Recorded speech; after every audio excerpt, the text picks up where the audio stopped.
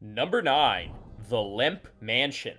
In St. Louis, Missouri, lies what many dub one of the most haunted places in the world. And it's not labeled that due to its potential hauntings, but rather the tragic history that took place within the place that gives it a certain haunted feeling. The mansion itself was rather large, 33 rooms in total, and was built by the successful William Lemp. However, a series of tragic events started after the youngest of his 4 sons, Frederick, died. As a result, William Lemp took his own life. Later on, his wife died of cancer within the house. As if that wasn't enough, William Lemp Jr. also took his own life within the house. No, that's not all the tragedy that struck there. The 3rd son of the family later went on a spree of his own and killed his own dog in the basement of the house before eventually taking his own life as well. After all of that, the house was sold and turned into a boarding school. That was when the hauntings in the house started. According to Destination America, witnesses have experienced burning sensations and slamming doors. Eventually, it was turned into an inn that hosts a murder mystery dinner every Sunday. Some would say that tempts fate. It seems like a bad idea to me. Number 8. Winchester Mystery House. William Wirt Winchester made the Winchester rifle. It was a gun so powerful and accurate that it was said to have helped tame the Wild West. Really, it was a truly amazing weapon, as you can tell. What's more, the gun is still revered to this day, as is the name Winchester. The success of the gun helped make him a magnate, accruing lots of money for every single gun that he sold. While most would be happy with this financial and name brand success, his wife, Sarah, wasn't. Not one bit. According to a medium she met, she was going to be forever haunted by the people that her husband's guns had killed. That would be a large lot of people due to its popularity and how it was used all over the United States at one time. To protect herself, she made a very large mansion, one that had many different facets and hidden rooms that she could access in order to get away from the spirits and ghosts that were haunting her. This was not a small place, and the Winchester Mystery House, as it is called now, has over 200 rooms, 10,000 windows, and had 2,000 doors of various sizes and shapes. That includes ones that would allow the late Mrs. Winchester to spy on people if she needed to. Though still considered by many to be haunted, you can tour the Winchester house, and you can see for yourself the lengths that Sarah went to get away from the spirits and ghosts. Number 7. The Villisca Axe Murder House. Sometimes a haunted house is considered to be truly haunted because the spirits of those who reside within the house haven't been put to rest or found peace. That would be an accurate assessment for the Villisca Murder House in Villisca, Iowa. The reason for this is that on June 10, 1912, Josiah and Sarah Moore, along with their kids and some of their children's friends that were staying in that house that night, all died via bludgeoning. That alone makes it a truly horrifying thing. However, the real dreadful element is that the murder is still a mystery. No person was charged or jailed for the event. Yet, despite the sometimes clear signs of the haunting, people are eager to go and see if they can connect with the spirits. That includes paying $400 a night to go and see if anything happens. And many times, something does. Tours have been cut short by children's voices, falling lamps, moving ladders, and flying objects, says the Villisca Axe Murder House website. And in 2014, a paranormal investigator stabbed himself after spending the night. People who came in as skeptics have left as believers, according to a description from the website dedicated to this unique place. Would you be so bold as to stay in a place like this? Or have you already stayed in a haunted house at some point in your life? Tell me about your experience in the comments section below. Then remember to subscribe to The Biggest if you haven't already for more incredible videos just like this one. Number 6. Eastern State Penitentiary. Located in Philadelphia, Pennsylvania, the Eastern State Penitentiary was built in 1829, and at one time, it was one of the most famous prisons in the world. This, in part, was because legendary criminals like Al Capone once had cells within the establishment. One of the reasons that Eastern State Penitentiary was so feared by inmates was because of the numerous rules they had to follow.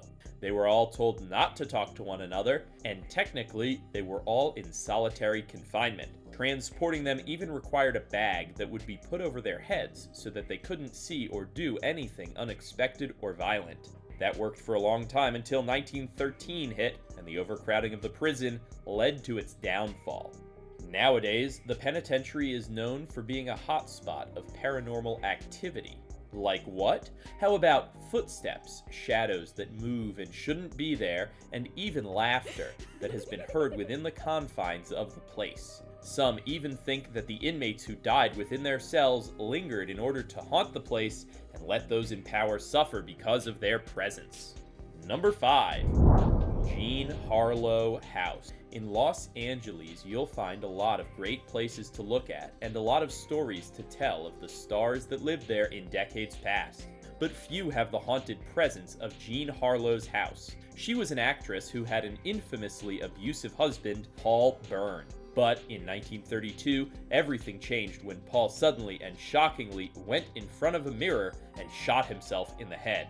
He was found by his butler, who did a rather odd move and called Metro-Goldwyn-Mayer Studios instead of the police. This led to many thinking that it was not a suicide, but a murder, and that MGM covered it up to protect either Jean or someone close to her. But that's not where the story ends, it's just the point where things get weirder. Many suspected Byrne's ex-girlfriend of being the killer, a suspicion exacerbated by her jumping off a boat to her death a couple days later. Jean moved out after his death, but she also died only a few years later at the age of 26. This story only gets stranger and more tragic. In 1963, Jay Sebring, a famous hairstylist, moved into the home with his girlfriend Sharon Tate. She eventually left him for a different man, film director Roman Polanski. But despite not being together, Sebring and Tate were both murdered by the Charles Manson cult. What's more, Sharon Tate was also 26 when this happened. Tate also told many stories, including some in interviews, stating that she had seen various things in the house while she lived there. That includes a man with a slit throat walking down the hallway and other bizarre and spooky phenomena. Number 4. The LaLaurie Mansion. New Orleans is a city that honestly revels in its haunted nature, even glorifies it in certain aspects for both its culture and its tourism. The city is said to be full of haunted places, one of which is the LaLaurie Mansion. According to history, Madame Marie Delphine LaLaurie was a socialite who lived in New Orleans in the French Quarter in the early parts of the 19th century, and one of her claims to fame was throwing lavish parties, all of which were held in her Creole mansion. The problem, though, was that just 2 floors above where the parties were being thrown, Madame LaLaurie had slaves in the attic, and they were mutilated by her. Police only found out about this via a small fire in the house, and as word was made public of what Madame LaLaurie did, she was run out of town. Here's where the haunting comes in, because not long after the truth of it was revealed, it was said by many that the screams of the people who died in the house could still be heard.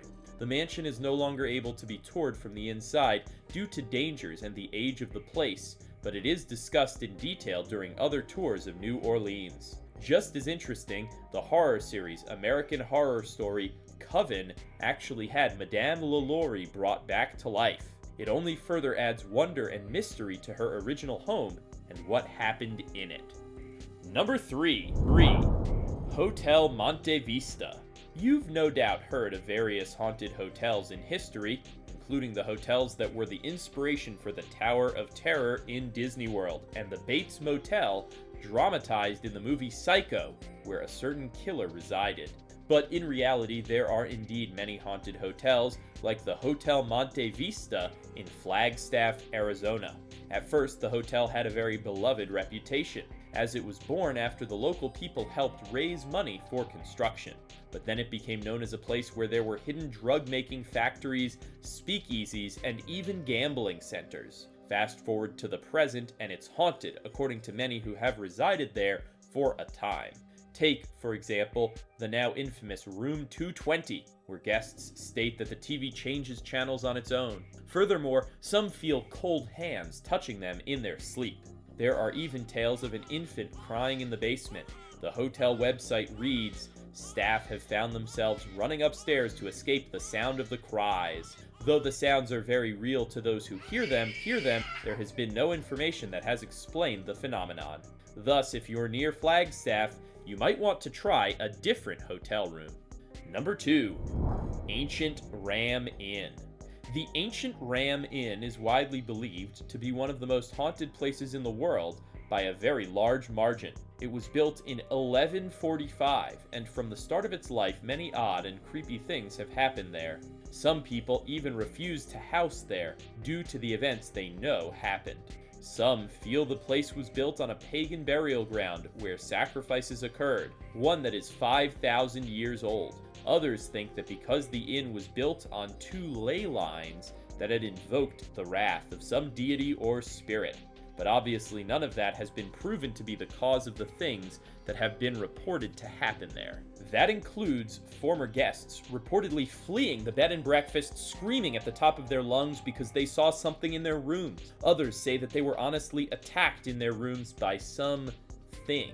The current owner of the Ancient Ram Inn is named John Humphreys, who's owned it since 1968. He claims that on his first night, he was dragged out of bed by a ghost. What's more, since his time owning it, he's found skeletons buried in places within the inn, ritual daggers, proof of ritual sacrifice, and more. Is this all true? Is this part of some elaborate hoax to drive up the fame of the place? It's honestly hard to say, but the haunted history of this place resounds within the paranormal community. Number 1. Villa de Vecchi. Villa de Vecchi, also known as the Red House, was a triple-decker mansion that was built in about the 1850s, and it was built by a count of all things, Felix de Vecchi. It wasn't just a mansion though, it was a summer home. The villa had plumbing, heat, a fountain on the grounds, and many items that would be considered luxuries at the time of its construction.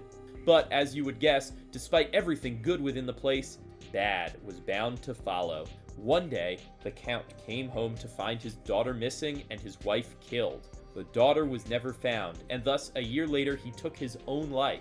It was eventually abandoned after World War II, where the legends of the ghost house started to emerge. Tales of it state that the grand piano in the house was still being played by the specter of the Count.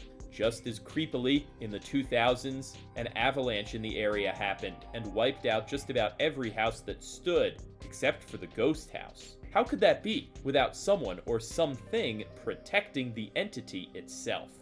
Thanks for watching. Can you believe that so many haunted places exist and that so many people want to go and visit them? Would you visit any of them? Let me know in the comments below. Be sure to subscribe, and I'll see you next time on The Biggest.